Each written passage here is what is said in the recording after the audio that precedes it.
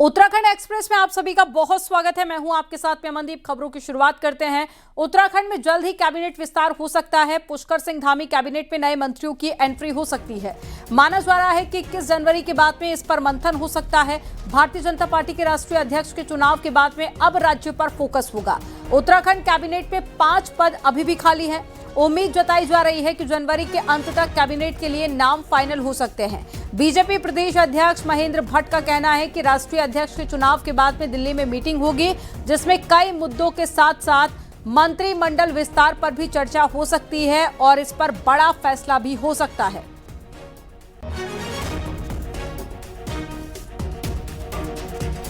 अनेकों राज्यों में चुनाव है, चुनाव की चर्चा होगी। जहां संगठन विस्तार होना उसकी चर्चा होगी और इसके साथ साथ जिन राज्यों के अंदर जो आवश्यकताएं हैं, चाहे वो सरकार के क्षेत्र में हो, उन सब पर भी निश्चित रूप से चर्चा होगी। और क्योंकि मुझे लगता है कि बहुत जल्दी अब प्रदेश मंत्रिमंडल विस्तार की ओर भी उस दिन चर्चा का संभव होगा तो हम चर्चा करेंगे। आईआईटी रुड़की में हिमालय शोध संस्थान के सहयोग से आपदा प्रबंधन को लेकर कार्यक्रम का आयोजन किया गया। मुख्यमंत्री पुष्कर सिंह धामी ने कार्यक्रम में वर्चुअली संबोधित किया और सीएम धामी ने कहा कि आईआईटी रुड़की द्वारा किए जा रहे शोध और समाधान न केवल उत्तराखंड बल्कि संपूर्ण हिमालय क्षेत्र के लिए बेहद उपयोगी सिद्ध होंगे। सीएम धामी ने कहा कि आपदा के लिहाज से राज्य संवेदनशील है, जिसकी वजह से समय समय पर प्राकृतिक आपदाओं का सामना भी करना पड़ता है।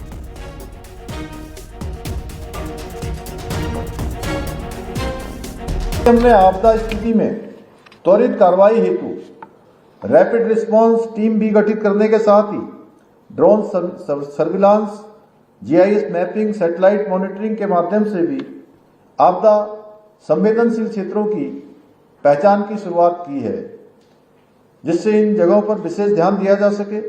यही नहीं, हमारी सरकार के द्वारा आपदा प्रबंधन विभाग, वन विभाग, एनडीआरएफ, एसडीआरएफ और स्थानीय प्रशासन के बीच बेहतर समन्वय स्थापित किया गया है, ताकि समय रहते आपदा की घटनाओं से होने वाले नुकसान को कम किया जा सके।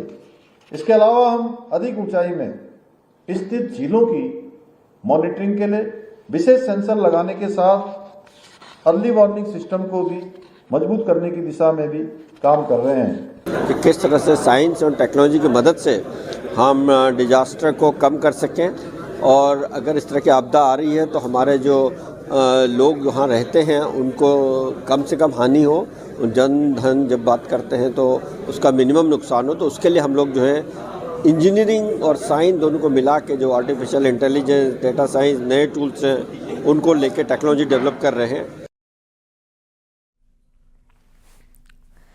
हिंदुओं में कुंभ क्षेत्र में गैर हिंदुओं की एंट्री बैन किए जाने की मांग के बीच में हर की पैड़ी पर चेतावनी के बोर्ड लगाए गए हैं, जिसमें हर की पैड़ी पर अहिंदू प्रवेश निषेध क्षेत्र यानी कि गैर हिंदू की एंट्री पर रोक की चेतावनी लिखी गई है।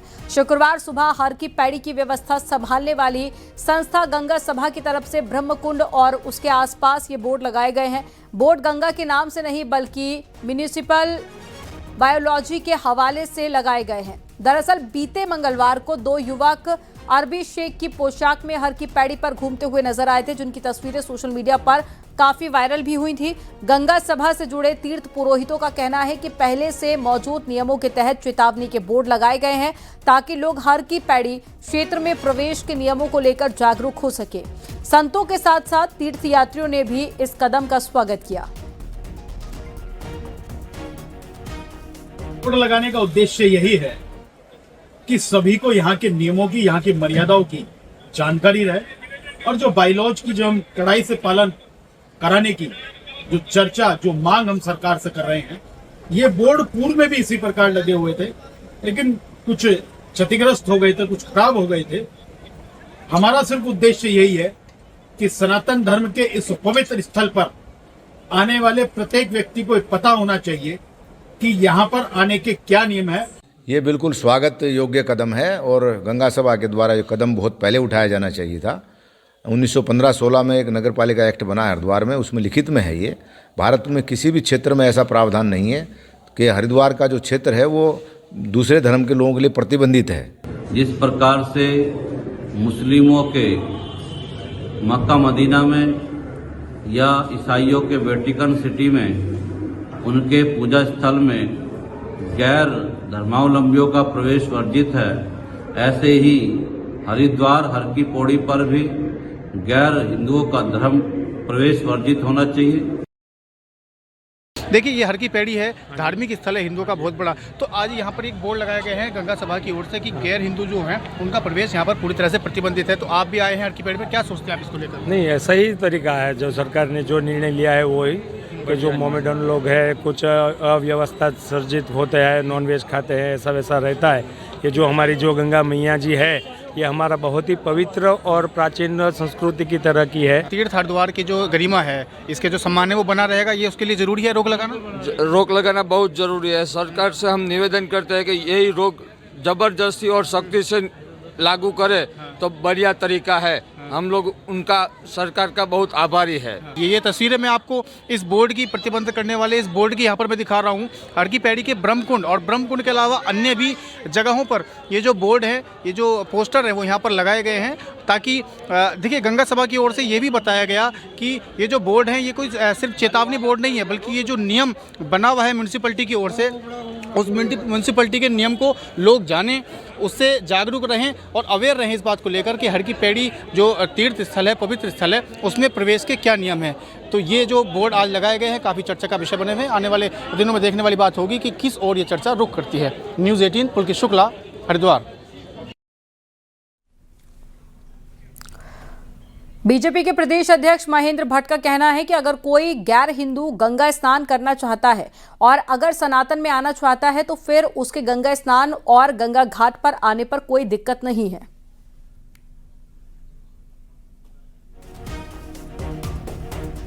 दूसरे धर्म का कोई व्यक्ति गंगा जल का स्नान करेगा, इसको इशू बनाकर कांग्रेस केवल तुष्टिकरण की राजनीति कर रही है। और अगर वहाँ के धर्माचार्य गंगा सभा ये अपेक्षा करती है तो बिना कहे भी ये अपना प्रणीत होता है, क्योंकि मक्का मदीना जैसे स्थान पर कोई हिंदू तो जा नहीं सकता, प्रवेश वर्जित है। लेकिन अच्छा लगे अगर कोई मुस्लिम ये कहे कि मैं गंगा स्नान करके पवित्र होकर सनातन में आना चाहता हूँ, तो फिर तो किसी को विरोध नहीं करना चाहिए। अंकिता भंडारी हत्याकांड वीआईपी प्रकरण से जुड़े ऑडियो वीडियो सोशल मीडिया पर शेयर करने वाली अभिनेत्री उर्मिला सनावर ने शुक्रवार को सबूतों वाला मोबाइल फोन कोर्ट में सौंप दिया। हरिद्वार के रोशनाबाद स्थित कोर्ट में पेश हुई उर्मिला सनावर ने मोबाइल फोन मजिस्ट्रेट को सौंपा, जिसके बाद में अब इन सबूतों की फॉरेंसिक जांच होगी। फॉरेंसिक जांच में वॉइस सैंपल और डिजिटल साक्ष्यों की पड़ताल की जाएगी। उर्मिला की कोर्ट में पेशी के दौरान मध्यस्थ की भूमिका निभाने वाले स्वामी दर्शन भारती भी मौजूद रहे।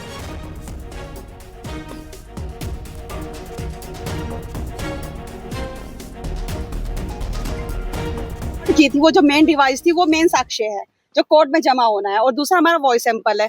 और हमने उत्तराखंड की जनता से एक वादा किया था कि सीबीआई जांच होगी। तो मैं तो माननीय मुख्यमंत्री जी का धन्यवाद अदा करना चाहूंगी कि उन्होंने सीबीआई जांच के ऑर्डर दे दिया, और जो भी इसमें हिडन है, क्योंकि अभी अंकिता भंडारी के लिए ये आधा अधूरा न्याय हुआ है। उत्तराखंड के लोगों की जो एक सीबीआई जांच है, उसका एक नया अध्याय शुरू हो गया और हो जाएगा। जय भद्रकाल, हर हर महादेव। तो अब केस हो जाएगी, अपना वॉइस रिकॉर्डिंग दे देगी और अपना डिवाइस दे देगी, तो उर्मिला सनावर का केस यहाँ पर चैप्टर क्लोज, और इसके बाद सीबीआई देखेगी।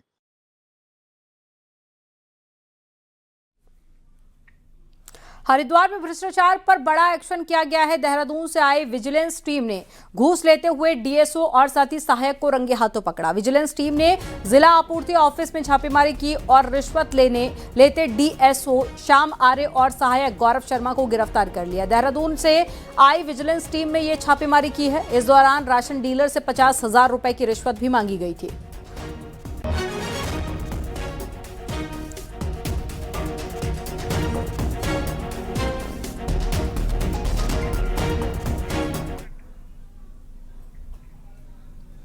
हल्द्वानी में काशीपुर के किसान के आत्महत्या मामले में हाईकोर्ट से बड़ी खबर है। हाईकोर्ट ने आरोपियों की गिरफ्तारी पर रोक लगा दी है। हालांकि कोर्ट ने सभी आरोपियों को कहा है कि वो जांच में सहयोग करेंगे, साथ ही जो दस्तावेज मांगे जाएंगे वो उनको देने होंगे। और कोर्ट ने अपने आदेश में कहा है कि अगर बयान दर्ज करने के लिए उनको बुलाया जाएगा तो उनको जाना होगा। वहीं कोर्ट ने पक्षकारों को नोटिस जारी करके 2 हफ्तों में जवाब दाखिल करने का भी आदेश दिया। आपको बता दें कि हल्द्वानी में होटल में काशीपुर के किसान सुखवंत सिंह ने 10 जनवरी को आत्महत्या कर ली और एक वीडियो जारी किया था और उसके साथ में कई लोगों ने जमीन व पैसे की धोखाधड़ी भी की थी। अभी थोड़ी देर पहले ऑनरेबल कोर्ट ने का ऑर्डर आया है जिसमें नॉट टू अरेस्ट का एक ऑर्डर है। यहाँ प्रोसीडिंग इन्वेस्टिगेशन चलते रहेगा, हम उसमें कोऑपरेट करेंगे, ये ऑनरेबल कोर्ट ने कहा।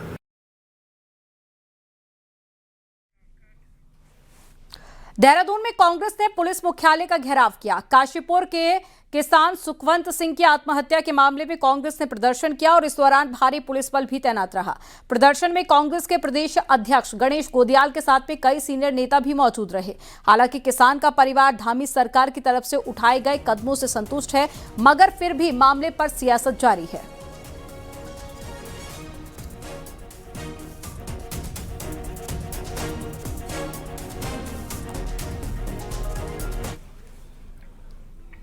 उपनल कर्मचारी संघ के पदाधिकारियों ने मुख्यमंत्री आवास में सीएम पुष्कर सिंह धामी से मुलाकात कर समान कार्य समान वेतन संबंधी कैबिनेट के ऐतिहासिक निर्णय के लिए आभार व्यक्त किया।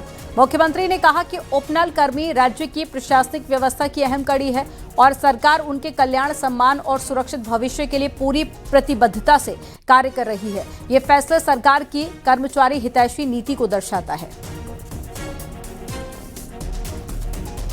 ने जो हमारे सूबे के धाकड़ धामी जी हैं और जिन पे हमें पूरा भरोसा था कि वो एक न एक दिन हमारा जो लंबित जो मांग थी हमारी समानकार समान वेतन में, उसमें मोहर लगाएगी। और निश्चित तौर पे कल जो माननीय कैबिनेट ने इसमें मोहर लगाई, उसके लिए हम 22,000 कर्मचारी धन्यवाद करते हैं। और राज्य सरकार ने जो अभी हमारे दिवाली होली मनाने का अवसर दिया और नए साल पर हमें तोहफा दिया, उसके लिए मैं पूरी कैबिनेट का, माननीय मंत्री जी का और अपने धाकड़ धामी जी का तहे दिल से धन्यवाद करना चाहता हूँ।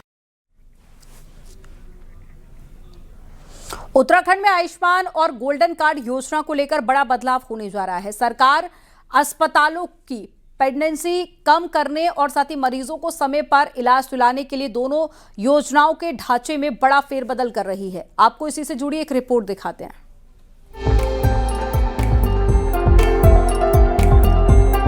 उत्तराखंड में आयुष्मान और गोल्डन कार्ड वाली स्वास्थ्य सेवाओं में अब पूरी तरह नया मॉडल लागू होने जा रहा है। सरकार ने अस्पतालों के भुगतान में देरी और बढ़ती पेंडेंसी को देखते हुए ये कदम उठाया है ताकि लोगों को बिना रुकावट बेहतर इलाज मिल सके। प्रदेश में 56 लाख से ज्यादा आयुष्मान कार्ड होल्डर हैं। अब सरकार आयुष्मान योजना को इंश्योरेंस मॉडल पर चलाएगी, ठीक उसी तरह जैसे प्राइवेट इंश्योरेंस कंपनियों के नियम होते हैं। वहीं गोल्डन कार्ड योजना को हाइब्रिड मॉडल में बदलने की तैयारी है, जिसमें 5 लाख रुपए तक इलाज मुफ्त और उसके बाद का खर्च मरीज के बिल लगाने पर सरकार वहन करेगी। तो अब ये हो गया, जिनके पास गोल्डन कार्ड है 5 लाख तक तो उनको मिलेगा ही। उसके बाद जो अगर उनको ज़्यादा खर्चा आता है तो वो फिर इंश्योरेंस मोड पर जाएगा। इससे फायदे जरूर होगा, पर यह है कि ये अच्छे से इम्प्लीमेंट हो जाएगा। निजी अस्पतालों का कहना है कि सरकार का ये फैसला सही दिशा में उठाया गया कदम है, लेकिन योजना तभी सफल होगी जब लाभार्थियों के लिए एक साफ क्राइटेरिया तय किया जाए। अस्पतालों की मांग है कि प्राइवेट इंश्योरेंस की तरह कार्ड जारी करने में सख्ती लागू की जाए ताकि योजनाओं का दुरुपयोग रोका जा सके। कि इस स्कीम को सुचारू रूप से चालू रखने के लिए कुछ कदम उठाने चाहिए, जैसे कि हमें जो कार्ड्स हैं, कार्ड्स को लिमिट करना चाहिए और एटलीस्ट जो पेशेंट्स बीपीएल के अंडर में नहीं आते हैं, जो पेशेंट्स फाइनेंशियली वेल ऑफ हैं, उनसे हमें एक कोई अगर प्रीमियम लिया जाए तो the scheme will become more sustainable. Ayushman card के लिए राशन कार्ड अनिवार्य कर दिया गया है और जिन लोगों के पास राशन कार्ड नहीं है उन्हें इलाज में दिक्कतों का सामना करना पड़ रहा है। सरकार की ये सख्ती उन लोगों पर प्रभावी हो रही है जो कार्ड का गलत इस्तेमाल करते थे। आने वाले दिनों में इन योजनाओं में कुछ और बड़े बदलाव भी देखने को मिल सकते हैं। देहरादून से न्यूज़ 18 के लिए भारती सकलानी की रिपोर्ट।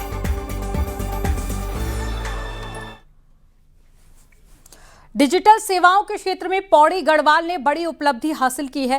अपनी सरकार पोर्टल पर करीब 95% शिकायतों का सफलतापूर्वक निपटारा किया और लोगों की समस्याओं को निपटाने में पौड़ी गढ़वाल राज्य में पहले स्थान पर रहा। पर्वतीय जिला होने के बावजूद पौड़ी गढ़वाल ने डिजिटल सेवाओं में नया मानक स्थापित किया है। डिजिटल गवर्नेंस की दिशा में ये उपलब्धि पौड़ी गढ़वाल के लिए एक बड़ी सफलता मानी जा रही है।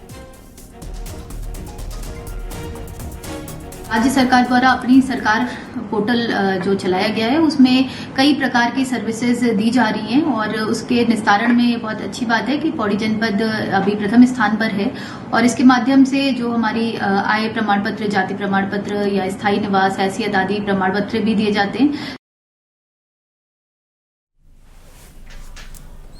नैनीताल के ओखल कांडा में एक और गुलदार पिंजरे में कैद हो गया। इससे पहले धारी में 2 गुलदार को वन विभाग की टीम ने पकड़ लिया था। अब कुल 3 गुलदार वन विभाग ने पकड़े हैं। पिछले 1 महीने में इलाके में 3 महिलाओं की गुलदार के हमले की वजह से मौत हो गई है। किचोड़ा ओखल कांडा में गुलदार पिंजरे में फंसने की सूचना वन विभाग को दी गई थी, जिसके बाद में टीम मौके पर पहुंची। गुलदार को रेस्क्यू सेंटर हल्द्वानी भेजा गया। वहीं वन विभाग ने अपनी टीमों को अब भी क्षेत्र में लगाया है।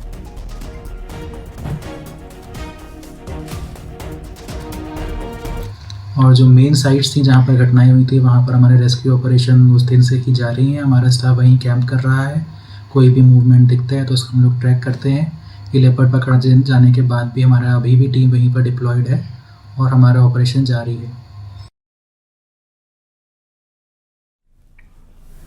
उत्तराखंड में अगले कुछ दिनों में शीतलहर तेज होने की संभावना है। मौसम विभाग के मुताबिक 17 से 21 जनवरी तक प्रदेश में ठंड का प्रकोप बढ़ेगा और पश्चिमी विक्षोभ के प्रभाव से उत्तरकाशी, चमोली और साथ ही पिथौरागढ़ जिले में हल्की से मध्यम बारिश हो सकती है, जबकि 3400 मीटर से ज्यादा ऊंचाई वाले इलाकों में बर्फबारी के आसार हैं। पहाड़ी क्षेत्रों में ये सिस्टम सूखे मौसम को तोड़कर तापमान में गिरावट ला सकता है। मैदानी जिलों हरिद्वार और साथ ही उधम सिंह नगर में घना कोहरा छाने की संभावना है, जिसके लिए येलो अलर्ट जारी किया गया है। कोहरे और ठंड का ये दौर उत्तर भारत के मैदानी इलाकों में 20 से 22 जनवरी तक बना रह सकता है। हमारे पर्वतीय जो जनपद है, खासतौर से उत्तरकाशी, चमोली, पिथौरागढ़, अभी 1-2 दिन जो है इन्हीं जनपद में कहीं पे हल्की से बहुत हल्की बारिश होने का चांसेस है। उसके बाद थोड़ा ये इनका इफेक्ट नीचे जो है रुद्रप्रयाग और बागेश्वर जैसे जिले भी इनके इफेक्ट में आएंगे। तो ऐसा संभावना है अगले 6-7 दिन के लिए बन रही है। चक्राता के ट्यूणी क्षेत्र में भीषण आग की घटना सामने आई है। ट्यूणी के जंगल में भीषण आग से भारी तबाही मच गई और शिलगांव बावर के गांव हट्टाड़ के पास में छानी में आग लगी और फिर ग्रामीणों के बगीचों तक ये आग फैल गई। आग की चपेट में सड़कें और साथ ही जो सेब के बगीचे थे वो जल गए हैं और इससे काफी ज्यादा नुकसान भी देखने को मिला है। ग्रामीणों ने आग बुझाने की मशक्कत की, लेकिन दुर्गम क्षेत्र होने के चलते आग पर कंट्रोल नहीं किया गया और काफी देर तक ये आग जलती रही, जिससे काफी ज्यादा नुकसान हुआ है।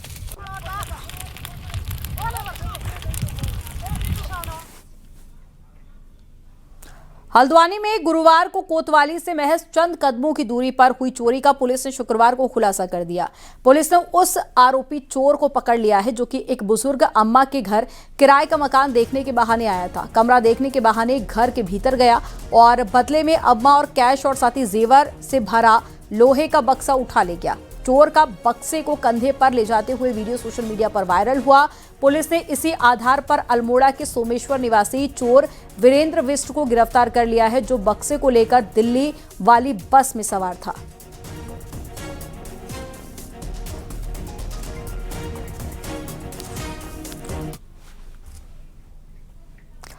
पिथौरागढ़ से देहरादून और साथ ही पंतनगर रूट पर हवाई सेवा बंद हुई। अभी 4 महीने से ज्यादा का वक्त गुजर चुका है। सर्विस बंद होने से यात्रियों को खासी दिक्कतों का सामना करना पड़ता है। बावजूद इसके ये हवाई सेवा कब बहाल होगी कहना काफी कठिन है, लेकिन इस मुद्दे पर अब सियासत जरूर शुरू हो चुकी है।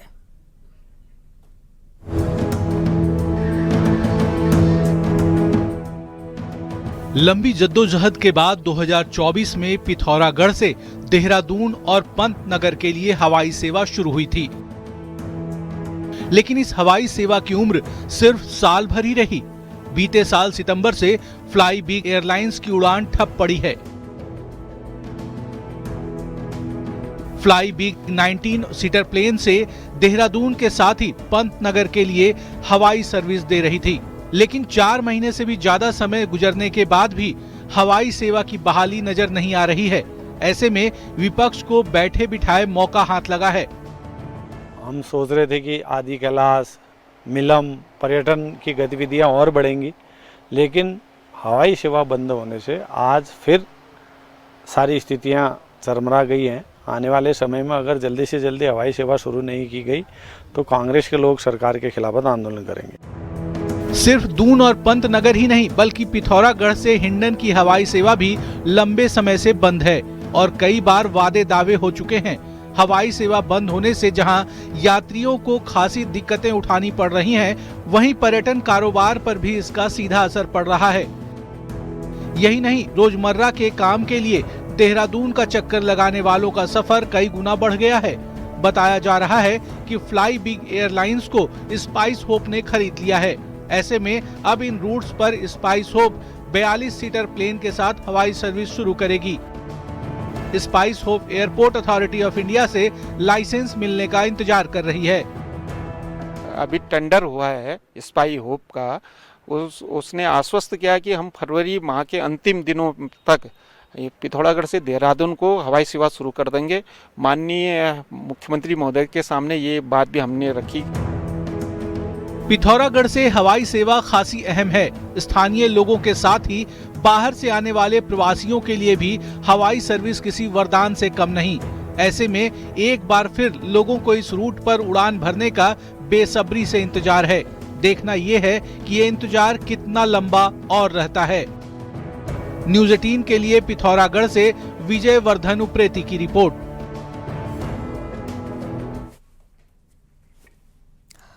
उत्तराखंड एक्सप्रेस में फिलहाल इतना ही और जाते जाते आपको छोड़ जाते हैं पहाड़ टॉप 10 के साथ। अल्मोड़ा के सल्ट पुलिस ने 5 तस्करों को गिरफ्तार कर लिया है, जिनके पास से 11 किलो गांजा बरामद किया। हल्द्वानी पुलिस ने 60 लाख से ज्यादा स्मैक के साथ में 2 तस्करों को गिरफ्तार किया। विकासनगर में पचवादून क्षेत्र में 12 बीघा जमीन पर किए गए अवैध निर्माण पर बुलडोजर चला। अल्मोड़ा के जागेश्वर के विनायक पुल के पास में एक स्कूटी आग का गोला बन गई। औली में व्यवस्था सुधारने और आइस स्केटिंग रिंग को दोबारा संचालित करने की मांग को लेकर औली बचाव संघर्ष समिति ने आंदोलन शुरू किया। उत्तरकाशी की यमुना घाटी में आपदा प्रभावित सियाना चट्टी में ग्रामीणों ने प्रदर्शन किया। रुद्रप्रयाग में बद्रीनाथ हाईवे पर एक बड़ा ट्रॉला फंस गया, जिससे करीब 4 घंटे तक जाम लगा रहा। पिथौरागढ़ के 7 सिलिंग में जन जन की सरकार जनता के द्वार कार्यक्रम का आयोजन किया गया। अल्मोड़ा में विकसित भारत मिशन को लेकर एक वर्कशॉप का आयोजन किया गया। विकासनगर में एनएच टीम ने बल्लूपुर से पाउंटा बॉर्डर तक बने पुल का जायजा लिया।